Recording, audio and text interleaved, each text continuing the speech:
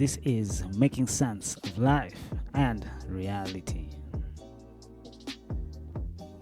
Yeah. Happy New Year. Happy New Year. I'm Enzo Michael. This is my guest today. Alex Chege. It's been amazing. Thank you for coming through for the podcast. Of course. Excited to be here. For sure. Man, here making sense of life and reality. And you being even a cousin, from one Jenga to another Jenga. Exactly. It's always just so amazing. It's hearing and seeing, getting from other people. Widening. You think you know this, and then somebody gives you a whole other perspective. You realize now, by talking to other people, by listening to other people, you get to widen your horizons. Yeah. And I'm so pleased that you're doing your doctorate. Thank you. Yeah, it's been a long road, but no, it's been an amazing journey for sure. Man, tell us about that. What are you studying? Yeah, so I'm doing my doctorate in Ecology and Evolution, which is a topic in a field of study that I've been very passionate about for the longest time. Growing up, being very interested in wildlife, of course, loving and being very passionate about wildlife and conservation. I mean, it's not a strange thing, I guess, if you grew up in Kenya. Oh, that, for sure. The one sort of develops those or orbits around such topics. But so what I'm interested in, my past been very interested in human history, human beings.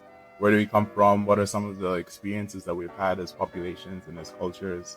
The degree to which a lot of those experiences have been influenced by the types of environments that we've lived in is something that, for me, I've always been very interested in, very passionate about, and sort of influences my academic interests.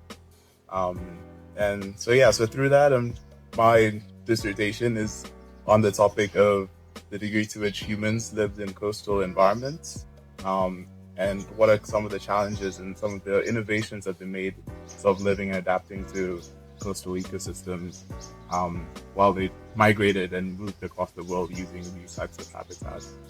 Wow. Yeah. Man, what stands out in human history? Humans. It's such a human thing to go through. What's going through your study? What is your own mark of human beings going through their history? Yeah, That amazes me. So I think for me, there's that phrase, your Roman Empire, what's something that you think about every day, that intrigues you and you're always captivated by. And for me, it's the aspects of human history. So human beings originating in Africa, in the motherland, right? It's not called the motherland for only one reason, right? For sure. A lot of archaeological evidence, a lot of genetic evidence that show that we originated here. And so for me, the fact that we as humans originate in this continent of ours, but then through our innovation and through our interest in our exploration, we'd be able to move and, access different parts of the world. Of course, along the way, accumulating different cultures, different knowledge,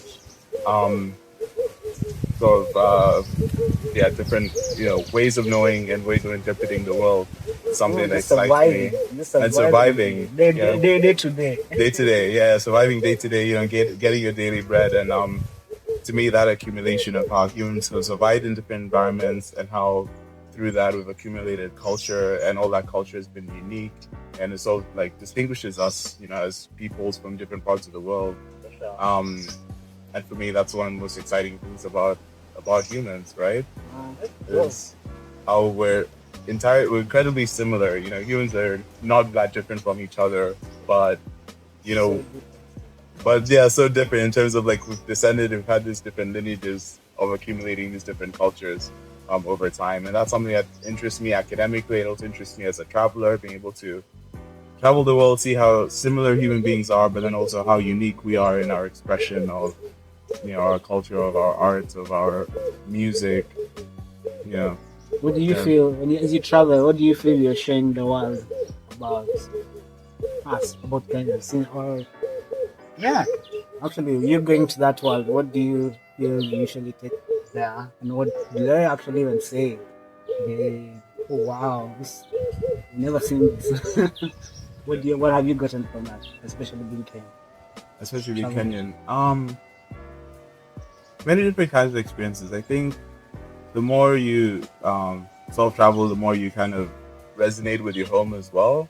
You know, your home is not only like your upbringing and everything you've known until that point at which you've traveled, but you know, there's some aspects of like your culture that you not necessarily question, but you think, oh, that's something unique that I didn't experience from another perspective. You know, Kenyans behave like this. You know, we're go-getters, we're active, we're social, we love our families, right? When you go to different places, of course, there are those similarities, but how it's acted out is very different.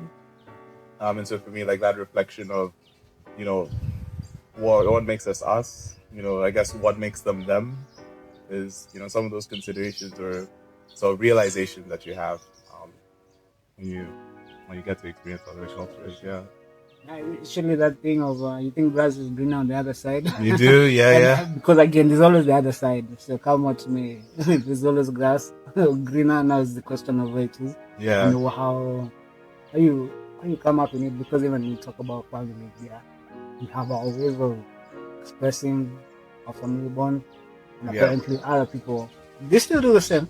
Yeah, this is the thing. Just a little bit different. It's differently, yeah. With explanation, you'd be like, that is so, and then you give an explanation, you're like, oh, okay. We do the same thing, but maybe not like that.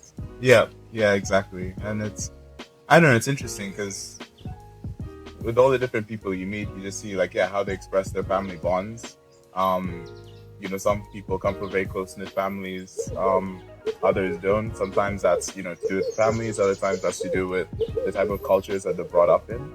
And something that's very fascinating to me. So even to give you like a real-world example of something that kind of opened my eyes a little bit is, I was in university, I met a girl from China, and, you know, I was talking to her about, you know, what it's like living there, you know, your families and things like that. Like, you know, what are your family bonds like? Are you close to your cousins, your uncles, your aunts? And you know what she told me?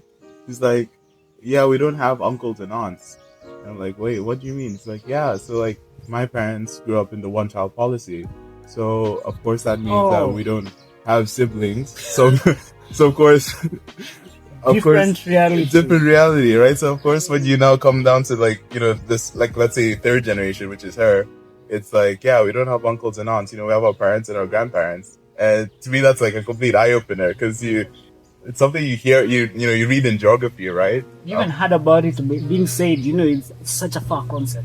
Yeah. Until you hear it, now you're like, oh man, actually, people sometimes live like this. Yeah, people live like this. Like it's extraordinary. So for me, like, that's something I sometimes think about. You know, those some small conversations you have in the past, but then you kind of always revisit. Yeah. It's like, damn, like, you know, I'm right now very happy and grateful to being an uncle, but just thinking that, you know, that that isn't a reality for some folks around the world. All that pressure will have been on you. You're like, where is your child? Because if you don't, you're done. You know, the family line is over. Yeah, exactly. So I don't know. But that changed. It's very fascinating. That's changed now. Yeah. And now, how is that? Does she have a sibling herself?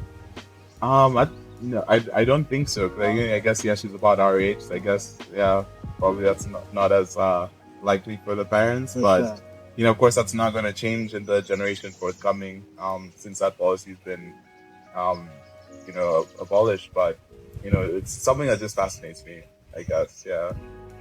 Yo, that is one of the biggest eye openers at times for me is when you think you know, and then you meet somebody else who knows more than you. Yeah. But you think you don't know. Yeah. And then now you're just like, okay, so on this situation, I really don't know. Because they know even more than me. So by the time I think they don't know, and my attitude towards a situation would really have me off the road. If the road is going like this, you have me off the road. Yeah. And then you come and realize knowledge is so universal and it takes so much time even just to accumulate knowledge to say, I know the world, I know everything.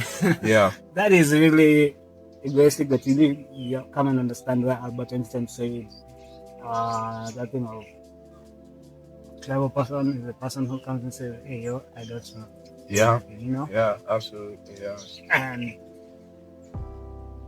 you have worked also, you say you talked about coastal ecosystems. How's that different? Being being a Highlands, being a the Murima, Yeah. somebody in the middle of the landmass of Kenya. How is coastal region?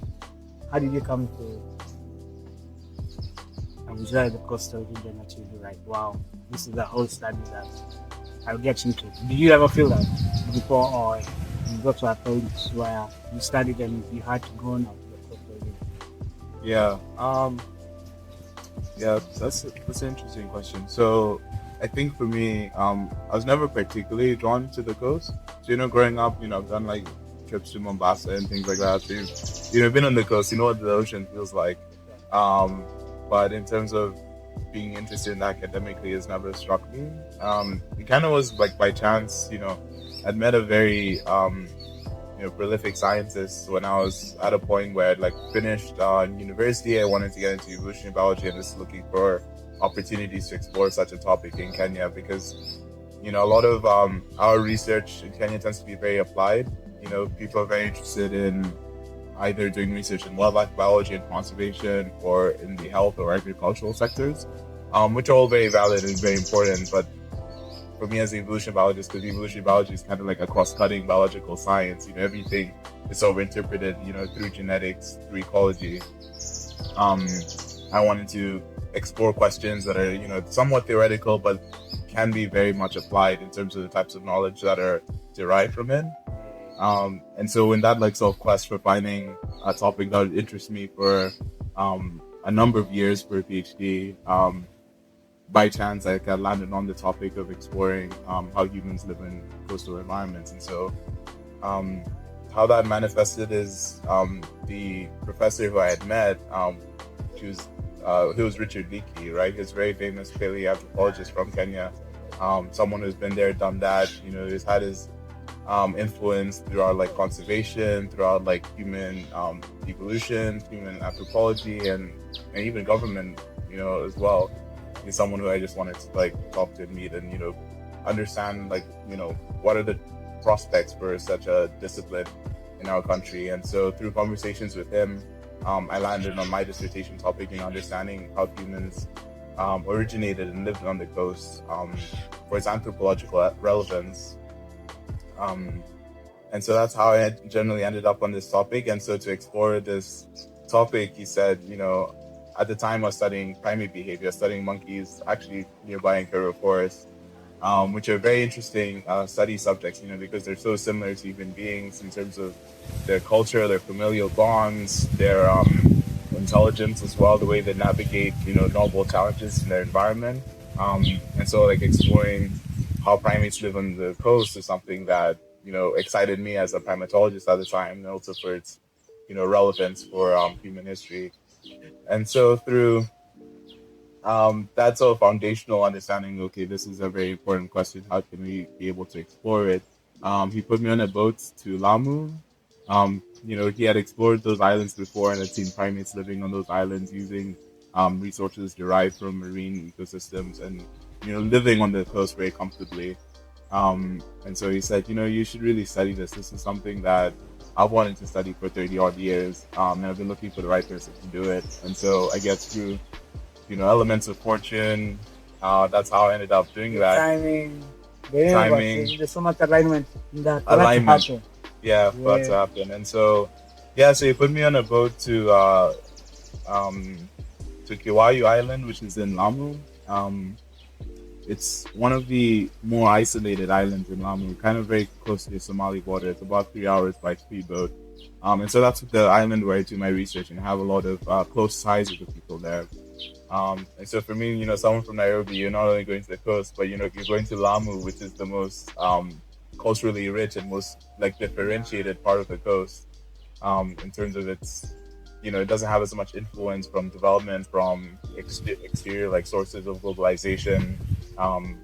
So landing there, but not only just landing there in Lamu, but then now traveling as far by sea as you almost possibly can to an island, there was, an adventure that I really wanted to embark on. And something I'm very grateful for, and one of the best decisions I've made in my life for being in a very cool environment, but then also most importantly, being with the people that are there. Then, Lamu and a lot of the coast of Kenya is mostly Islamic. And, Swahili culture is very rich. It's very much influenced by not only like Bantu Swahilis, but then also Manis and Yemenis and Indians as well. So it's a very rich part of the country. It's something that's just like fascinating. People there so like welcoming, so funny as well. Like I could say so. They're so funny, so enriching, and being on an island where that's what the people are like. Like they're similar. They're Kenyans, right? Yeah. But then they're also like so different in terms of how much of their culture has been influenced by their history, right? And so being there on like an island like that, studying this interesting research question, of course, but then also being in an environment with people that are both different, but also both welcoming and interesting, and ones that are like to this day I've made very close bonds with. Something excites me. So the coast, like Kenyan coast, I really love it. Lamu is my favorite part of the coast. There are some of the best beaches in the world for sure in Kenya, but Lamu as like a cultural hub, is I think the best part of Kenya for sure. Yeah, man, it's been trippy going to Lamu and finding only 2 cars. I only saw 2 cars the whole time. Yeah. Streets so small, people walking barefoot. Donkey. Donkeys. Oh, donkey. Yeah. Donkeys are the backbone of the economy there. Logistics. In many ways, logistics. Yeah. And of course, boats, right? It's a maritime place. Yeah, it's an island. To get there, you have to use a boat, definitely. Yeah. So it's different. Like all those things of like, oh, you mean like this is a place you don't see cars. Like for example, I was there for 5 months last year, right? And 3 months in, I realized I haven't seen a car for 3 months. Yeah, that was so funny for me. I'm like, because I saw dope houses, dope hotels. Yeah. All of you are walking through these streets. There's no car to carry you through. Even bikes are limited. They can only take you along the coastline. Yeah. Other than that, going in the interior, fit. Yeah. Walk. And I was really like, wow, you can have the most chill life. And money is not the thing here. Yeah. With the flashy cars, all this. It's just the wind, the breeze, the seafood, the fish, the fresh fish. I'm not such a fish person. Yeah. But the fish that I ate, I'm like, this is so fresh. I will not eat more fish, but still I appreciate the fish. Yeah. So, it's yeah. Like the sights, the sounds, the foods in Lamu, like delicious, and yeah, I really like it. Like I really enjoy my time there. I guess like in any tough situations in life when you go and move to a different place, there's always like sometimes you have to adjust to like way of life as well. Like on the coast it's a bit slower, so it's very different. It's different from Nairobi, different from New York. Slower and you feel like there's more time. And you feel like there's a lot more time. There's a lot. It's interesting because like there's a lot of time for you to be with your thoughts and think about life and think about what's important to you. And it's interesting because that also plays out in the interactions with people as well. Like something that I've taken from there, which I'm so grateful for, is when you meet someone in Lamu in the streets, or even like for us walking around like the island in Kiwayu, it's very intentional when you meet someone. You meet someone passing and you greet them. It's not like a passing, hey, what's up? You go on your way, but it's like, you stop, you shake hands. There's always contact. You maintain eye contact as well. It's not, how are you? And it's not like kind of surface level questions of, hey, how are you? How are you doing? How's your day? But it's really like, how are you? How's everything going? Every interaction is incredibly intentional in Lamu. And that's something that, for me, I guess sometimes like as an introvert, it's hard to adjust to in the beginning, right? Because you're like TMI too much. Yeah, because you're like, hey, these interactions are too long. But then over time you get accustomed to that because that's actually the default state for humans, right? Yeah, for sure. That's the default state for humans, for us to be really intentional in how we interact with each other, how we engage. And that's something that to me like I've kind of carried like forward, is that like when you meet people, even strangers, right? Even strangers in the street, you greet them, you talk to them. You share that warmth, you share that interest in, who are you? What are you doing? And then and you can move forward from that. But at each time, every interaction is rich, right? For sure. Yeah. And I think that's why they usually say kutembea kwingi kuona mengi. Yeah. Travel a lot, you'll see a lot. You see a lot, yeah. Because again, there are those places where you miss in life. You have things that you take for granted. There are things that you even miss. You're not even taking it for granted. It's just, you don't even notice it. You're not aware of it. Yeah. So you go to such places, you're like, oh, we should be interacting like this. When you say hi to somebody, you should be there. Hi, how are you? You slept well? You woke up well? Yeah. Your plans of the day are going well? Yeah. Cool. No worries, but take care, because that's what I received. I was like, oh, take care. It's about to be this kind of time. So as you go, make sure you come back early. And you're like, normally people will be like, hi, and you go. All the other information, you never got it from your interaction. Yeah. But here is another, and you're like, oh wow, if we did this more, Yeah. because it's making sense of life and reality. Again, it's bringing awareness of the lost, the lost touch of humanity. Yeah. Where sometimes you're just like, oh, this is where now you're missing it because we don't interact that much anymore. We don't. You never have the time or even the space to meet to know if there's a problem or if there's something that's supposed to be sorted. So you're just like, yo, what I'm getting from the conversation and what I got from Lamu is that the intentionality and the depth of just wanting to know and actually even giving, not even solution, but at least giving solace. Giving solace, yeah. Making someone feel heard, right? Yeah. Man, you may have lost something and you'll be like, hey, yo, man, where did you lose it? And man, how can we get it? And there's much more from other than, hey, I'm sorry. Yeah.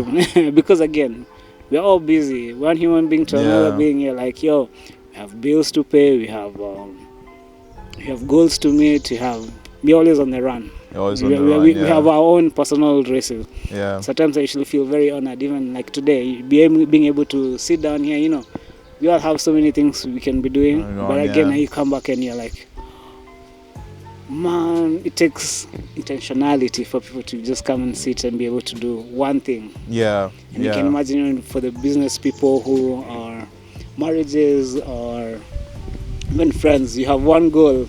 So you can imagine how much commitment it takes for two people to go down one road. Yeah. So, and again, that also comes a lot in Lamu because now the small streets, you look at the small streets and you're like, hey, yo. Yeah, it's intimate. It's not like you're seeing someone all the way across the street. Just hearing the donkey like, hey, excuse me.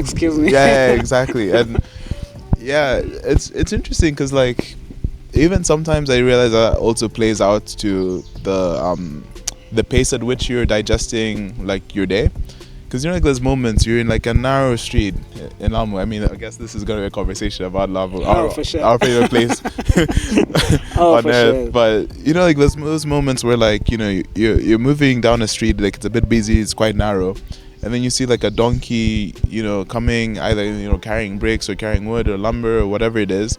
And you're like, oh shit, okay, like this road isn't big enough for the both of us, so, and you can't stop the donkey, right? So you have to like climb up on a step to let it pass, right? And actually that's those moments, right? Get up on a step and it's actually the house steps, and I'm usually like, steps. Wow, these things are still very functional because I think that's what they are for. Yeah. With the curves, with the seat curves.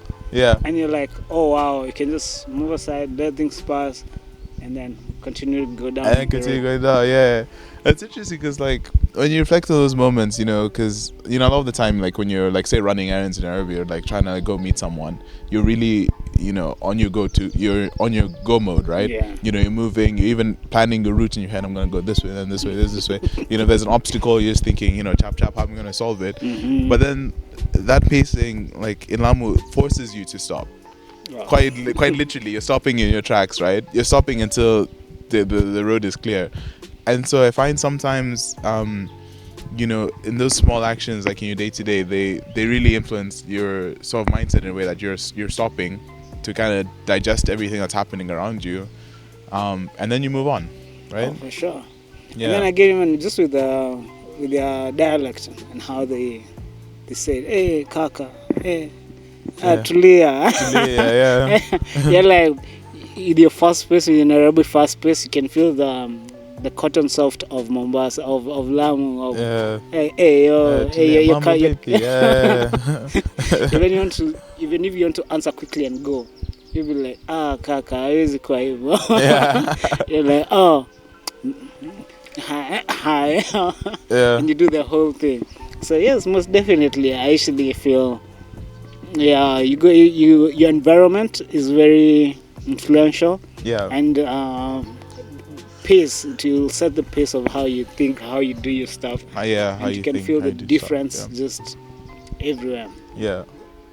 In Mombasa, it's vacation mode. You can't even feel the walking. You're like,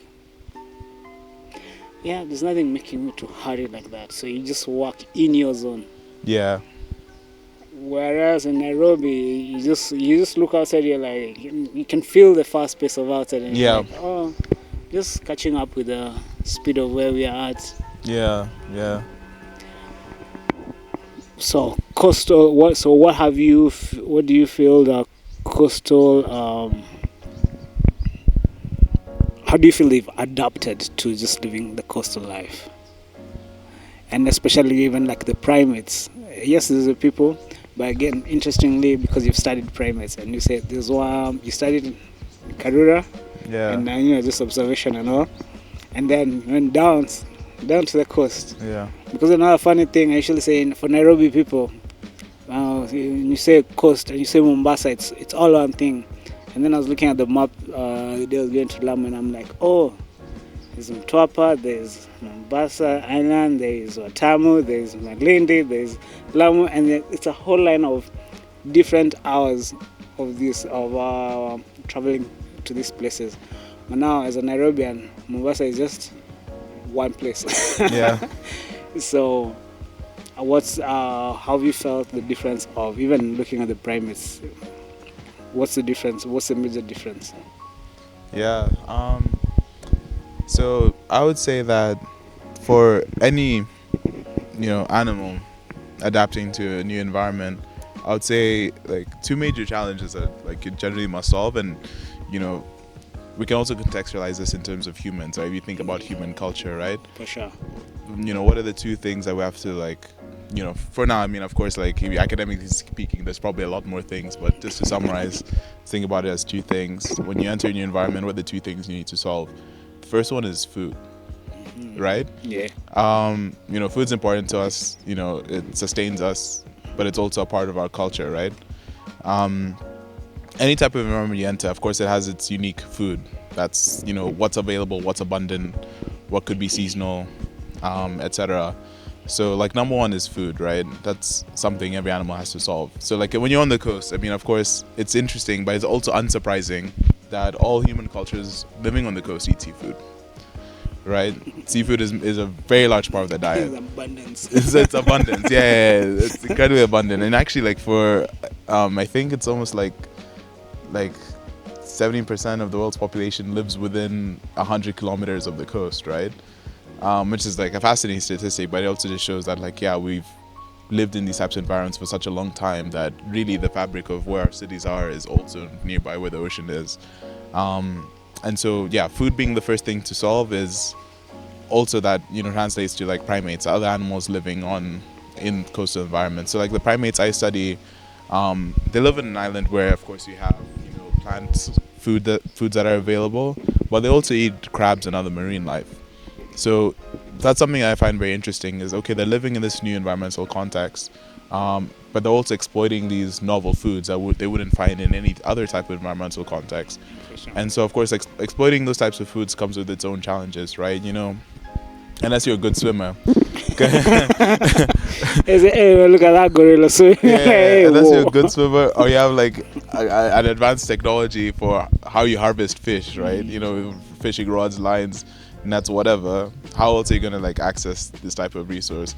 So like that poses a challenge, right? And to me, well, not to me, but through challenges you have innovations. So it's interesting that the primates I study, they exploit their coastal foods when the tide is low, right? So as the tide goes out, foods accumulate in tide pools. crabs being one of the major food sources come out, so they're much easier to find. So in that sense, they're able to access this food, but of course there's a time restriction as to when they're able to access this food. So that's one challenge that the primates I study are have adapted to. But that also translates to humans, right? It's like when you're living in the coast, you want to access like seafoods. Of course, for us, we would have had this accumulation of innovations, right? Would have started in a much more rudimentary way where, okay, maybe accessing foods when the tide is low, but then as we've seen for different cultures living along the coast, we've seen different diversities of technologies for how they're accessing foods, from rods and lines to spears, right, to nets, to even nowadays much larger like industrial, fishing vessels and everything, trawlers and etc. So, food being the first thing you need to adapt to. Second thing is, of course, aligned with food is the novel challenges of a new environment, right? So living on the coast, you have to deal with being on the sea or next to the sea, right? So of course for movement, you have to adapt to like how you're gonna move when an ocean is is at your doorstep, blocking your way, right? Yeah. And through that, of course, for humans, we've seen innovations for seafaring technologies. We've seen different types of boats and canoes, and now, of course, larger and much more, for sure, ships and bigger engines and hovercrafts that just cruise above the water. Yeah. So that's one of our like technological like innovations, right? Yeah.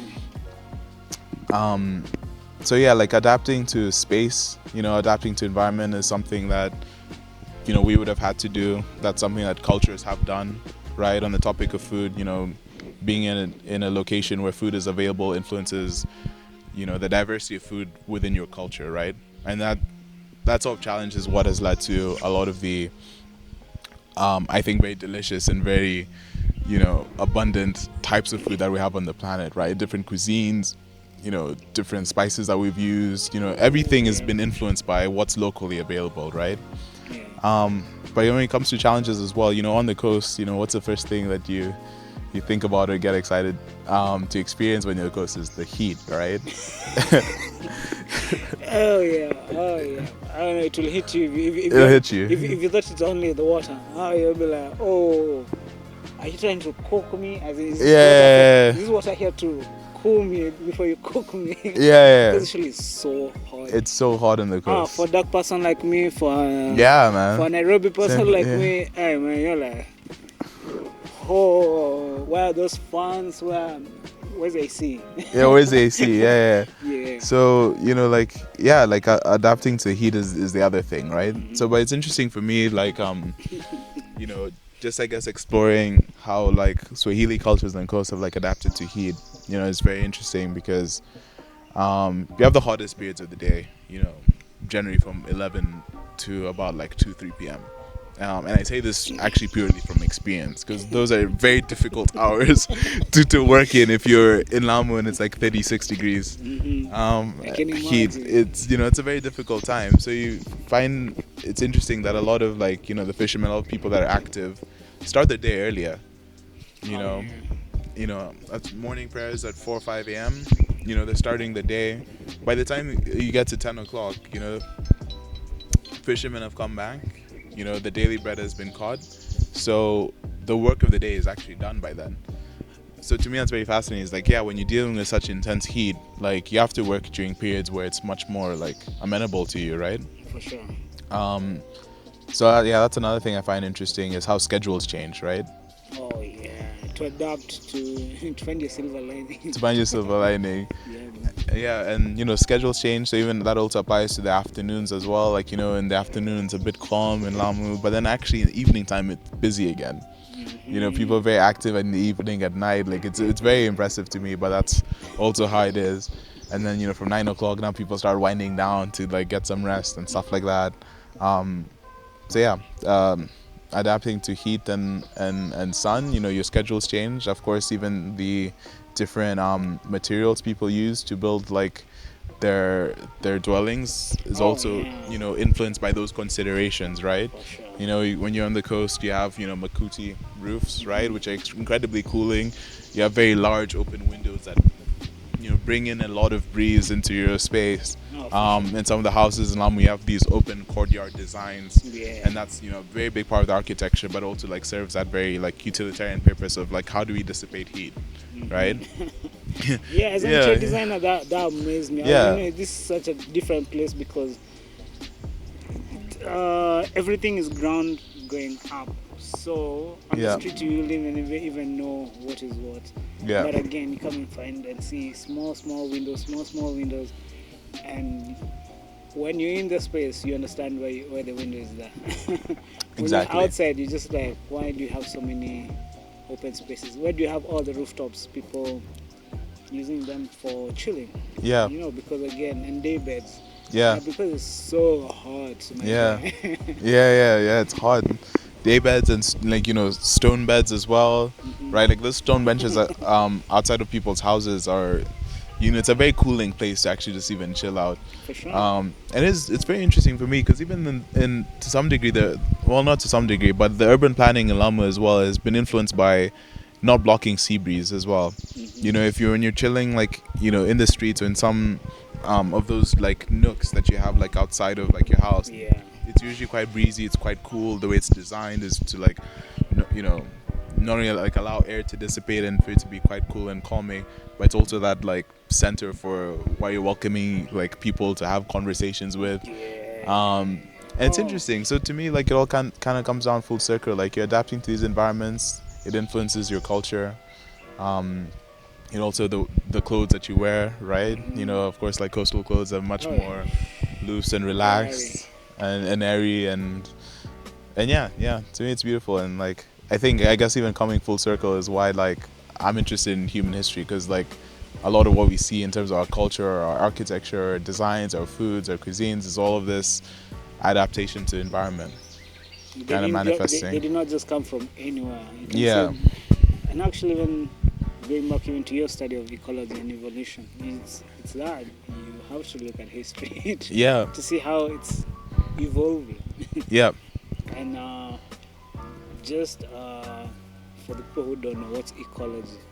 Ecology. So I would summarize ecology as a study of nature, right? But ecology has its own definition, is a study of interaction, right? Okay. It's how different elements of nature are interacting, from like the ambient environment to, of course, like the biotic flora and fauna. What are the roles in their ecosystem? What are the types of niches that they occupy in terms of their roles? Like, for example, if you're dealing with a predator, what is it eating? Where is it going? Who's it interacting with, right? So all of that, like, all-encompassing study is what ecology is. Yeah, and it's interesting because, of course, like, you can study at different scales, from a very local scale of what are, like, for example, this is a very domesticated garden, but, typically, like, all the plants here would not be here by chance, right? The soil would have to be appropriate for it. If it's competing with other plants, that's another consideration it has to have as well. But ecology, yeah, you can study at these different scales, from a very local scale to like what species are available across the world, and where, right? That's now like biogeography. So yeah, I think it's an interesting field. I definitely recommend if anyone's interested in studying that. I think it's quite fascinating. For sure. And also it's just something you can, not necessarily like make a career out of it, but you can also digest it in your everyday ways, right? We're sitting in a garden where we can hear the birds chirping, right? So if you took an interest of like, what birds are these? What's the community of birds that are around, and why? Are these birds that are typically near to water? Are these birds that prefer close forested areas? All of that isn't by chance, right? Yeah. And Do you feel like they make ecology makes you appreciate just where you are? yeah, Way deeper. yeah. I know, and that is so dope because come on, man, it's just the oneness of the world. At times when you think things are very unrelated, and then you're like, nah, if this thing got messed up, you won't see the result here right now. Yeah. But in good time, you'll see why. Yeah. This affected this. Yeah. because everything is closely tied. Yeah. So I'd say like to build up on like your statement, like ecology helps you appreciate where you are. I think evolution helps you appreciate where you came from as well. Nice. Yeah. So you heard it here first. Ecology is, and evolution is. Definition Yeah. is. Ecology is where you are, and evolution is where you come from. So you heard it here first. That's the philosophy of life from an evolution ecologist, and yeah. Hey, now that's blessed because again, we have so many things. I feel when human beings are trying to be like God, Yeah. I actually feel that's a failing mission because you have so many playing parts, so many. And even with the chances that we get as human beings is, you see how you have to study ecology and evolution, another person has to study, in the same field, but just goes for a different study, and then you're like, yeah, when you sit down here, you're both ecologists, but again, you're like, hey, I am this kind of ecologist, I am this kind of ecologist in the same field. But even just going past that, I actually, appreciate everybody, and even the janitors, even the people who take the bins, the stinky bins, you're like, thank you for playing your part because we have so many parts to be played in this world. Yeah. And even now with this, I really want to know, what do you feel people would miss if they never studied ecology and evolution? If there was not that study, what's the impact of there's somebody who's not sorting this part of our life, because there's everybody. At times you usually feel we don't know where the army is, but again, just the safety of just operating like a normal human being without insecurity, without disorder. Yeah. So I tell you, you would feel if police and army were really removed. Yeah. So for this piece in this jigsaw puzzle, what piece do you feel ecologists and people who study evolution bring in, so that even those who want to study it, they be like, in my lifetime, this is what I came and I solved. It helps people understand, and by the time I die, there's Luis Leakey, he's done crazy, amazing stuff that other people, there's a whole auditorium for him. Because of his contributions. As much as you didn't know about all these things, you appreciate going to the Kenya Museum and understanding, there was this. And if nobody ever took the time to study it, to even get to the place of displaying it like this, nobody, we wouldn't be knowing. It would be just another thing. In some ways, you've also answered your own question in terms of you led me to like answering your question.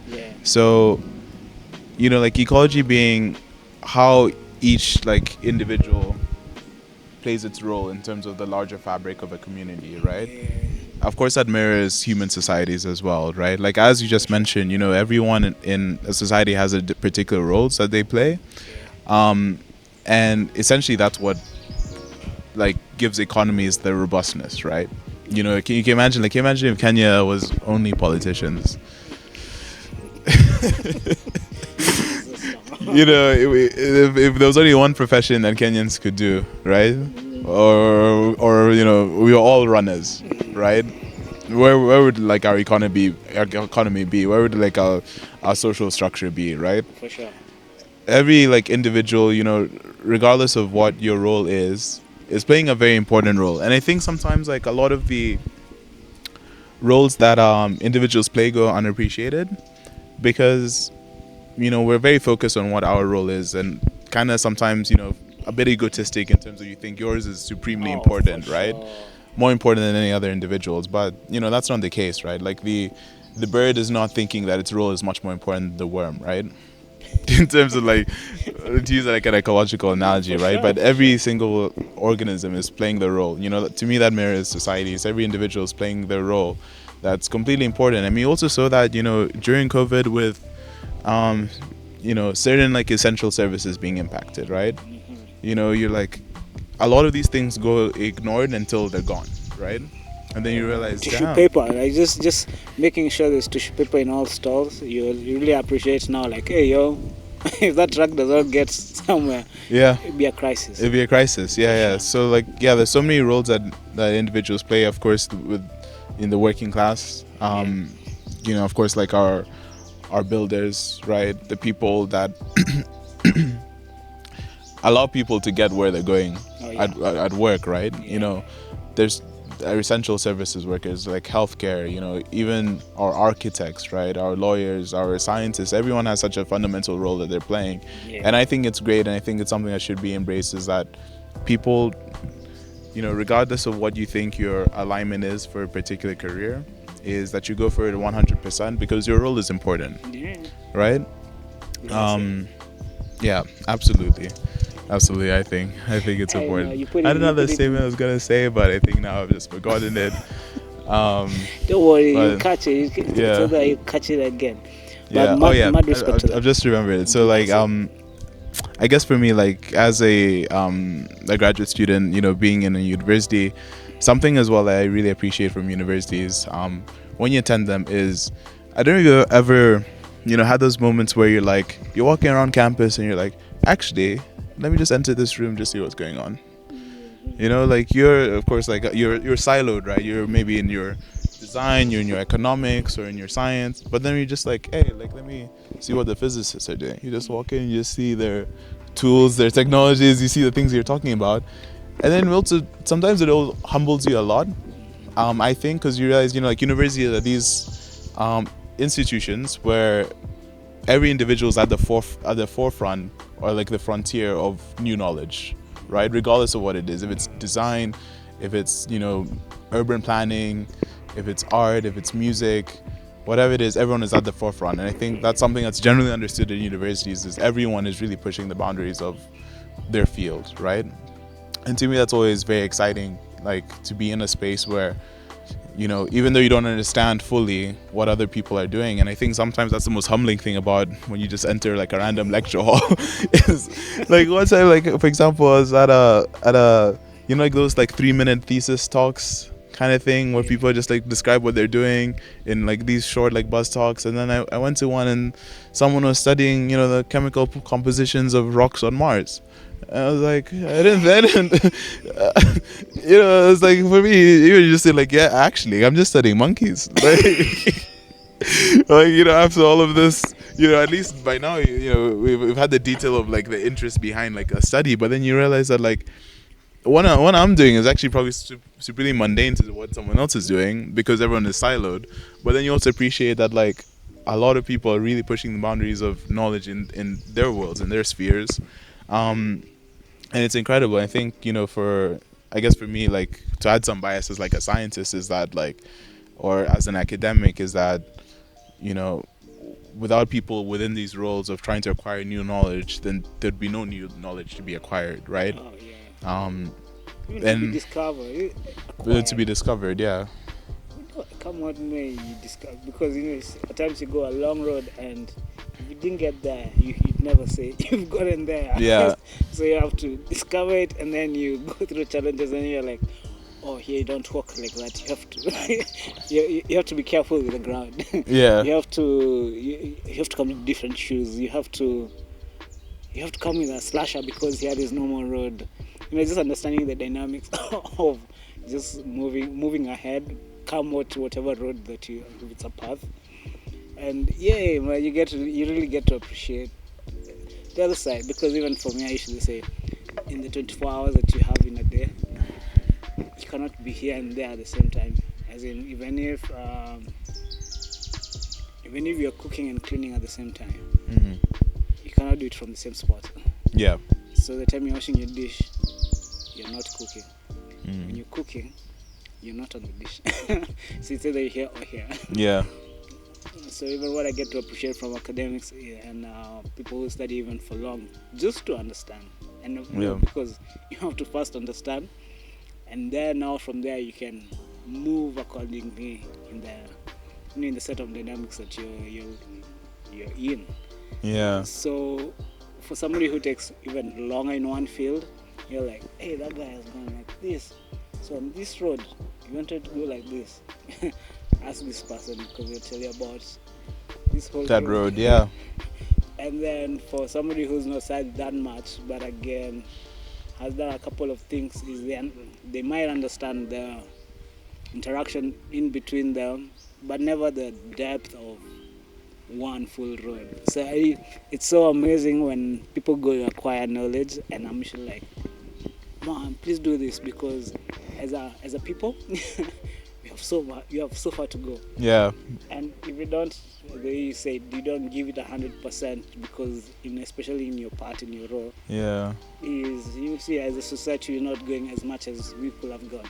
Yeah. So man, nicely put. I wanted to give that back to you, and give 100% of whatever you're doing, because even like cleaning, for me being in a construction guy, at times just cleaning just takes for you to.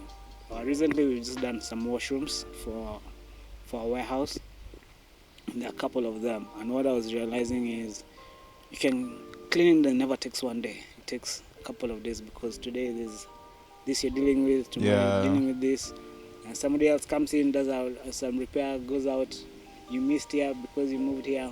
So it really does take a lot of time to just do this. If it's good sandpaper, good workmanship is giving the time to do this thing. And at times, even being from a day-to-day manual kind of guy, construction guy, is now you get to appreciate. Can you imagine you doing this for just one day? There's somebody who's taking a study for 4 years. Yeah, like, so just even getting back to the mind of, in workmanship, let's just appreciate the time that you give it, because it never takes that much time. Because even like for this table, if I was to sand, if I was to work on this table, at times somebody feels like, oh, I have 1, 2, 3, 4, 5, I need to sand them. And at the end of it, you're like, yeah, you just have 5. You do the first one, you finish that, you just have 4. You finish the second one, you just have 3. You just have 2. Because and with that balance, it releases off the pressure of just wanting to finish. Yeah, you see, even I get this name just from your run in campus is, you go to another room and you just check, and then you're like, yeah, the way it takes this thing to be worked on. Even get back to appreciate to your own road, to going back to be like, I need to do this because somebody else is doing their part. Another person doing their part. When you meet ahead, and actually by the time you meet, we are more advanced to solve the problem at a more advanced level. Yeah. And at the end of it all, making sense of life and reality. To do better, to be better. Because at the end of it all, man, I think I look at life nowadays and I'm like, man, you just been given some time for you to express and acquire, and because again, the expression is collection of all the knowledge that you get, and now you're doing it your refined way. Yeah. In this podcast, I usually feel I can speak to anybody, even a kid. I bet you've been with your nephews and nieces. Yeah. And I bet they say something, you're like, okay. I've never, 2 years old, a kid telling you something and you're like, yep, that makes sense, but it all have never made sense. Yeah. On a different day. Yeah. So just to more appreciation of life, to appreciation of reality, from ecology to evolution to just life. And thank you, man, just for opening my eyes. The other day I was talking to my friend and he got into it and I was like, what? Because he said something like, I never knew, and I thought I always knew. He's an auditor, but for this case I thought he's a accounts auditor, doing accounts, this math and all that. He's an IT auditor. Have you ever thought about an IT auditor? This whole time I know my friend, I know his audits, I know where he works, and then this one day you're like, he's explaining to another person, and you're like, Okay, wow. With more expression, you Yeah. can get to people communicate more, and the nugs of knowledge and information. Yeah. And now later on, you're like, I hope the next time you sit in your garden, you appreciate, the different things just in your, chopping around and all that. Because one of the other things I appreciate is with the holidays, is people going home, and then now you get to sit because at least there's no work, and you can sit and absorb to be like, yeah, I don't like that there. You change something about it, and then you say maybe I can add this here, and now with that you've added another thing, because like the last time was a bird feeder. So you can imagine to a place that didn't have birds. You just have just birds running around. The other day I realized there are kids who are there trying to call the birds. I'm like, the kids would have not been calling these birds if these birds are not here to be called. If I never got the idea of doing the bird feeder thing. And it's just like, wow, he's a whole other ecosystem now. So man, blessed. Thank you so much for this. Again, I'm Angel Michael. I go by Angel Michael because I just want good vibes. Have you ever thought about something you're like, we don't have time for the bad shit because you have so much good shit we need to be doing to progress as a people before our time, before evolution cuts, we fall back into the evolution part, and you are here, but evolution got you away, and your time is over. Before your time is over, you have to advance to a certain place for another person to come and pick it and take it. So just for more appreciation of life and for whatever we're doing. So safe journeys. Thank you. In your studies, I appreciate that. please continue doing please continue just doing 100%. Please continue doing 100%. I hope I get to do my 100% doing this podcast, because this has been, I was looking at my channel the other day. I have podcasts for 5 years ago, and I stopped it. But again, the fire has always been there, because this always excites me. You hear what other people are doing, and you're like, I think you people need to know about this. Yeah. I hope other people get to hear the things that I get to hear, and then you're like, hey, get into that other class, that lecture hall. You're like, yo, I know we are aiming for grades, but I will listen to this, and then you're like, hey, yo, give more fire to the other person to aim for their grades too. Yeah. So thank you, my G. Thank you. It's been an honor to be on your podcast. I mean, such an incredible conversation. Very rich. Like, definitely my favorite of the year. So that's the way to start the year, my G. Exactly to start the year. Yeah. Think about, sometimes, conversations with other people help you think about things and perspectives from outside the box. And for sure. I feel in some ways, these opportunities for meeting people and connecting, being intentional about it is your opportunity to step into that lecture hall and see what's going on. Right? Oh yeah. And then you come out more amazed. That's usually the another quote that usually hits me is just going the extra mile. Yeah. Because the sweetness is just in the extra mile. Yeah. Here's good. But again, there's another weird meme of this year I'm not doing going the extra mile for anybody. I'm not doing this. But again, with all that, still the sweetness is always in the extra mile. It's easier said than done. Oh man, but in the doing, that's where the sweetness is in. Yeah. So yeah, to more of that, to a blessed 2026. My G. Thank you, my G. Thank you for everything, man. Bless you, my G. It's been incredible, and wishing you all the best this year. I hope all your dreams become milestones. Oh, for sure. And been an honor talking to you and reconnecting. Yeah, for sure. Mom, until next time. Making sense of life and reality. Thank you, my G. Thank you, bro.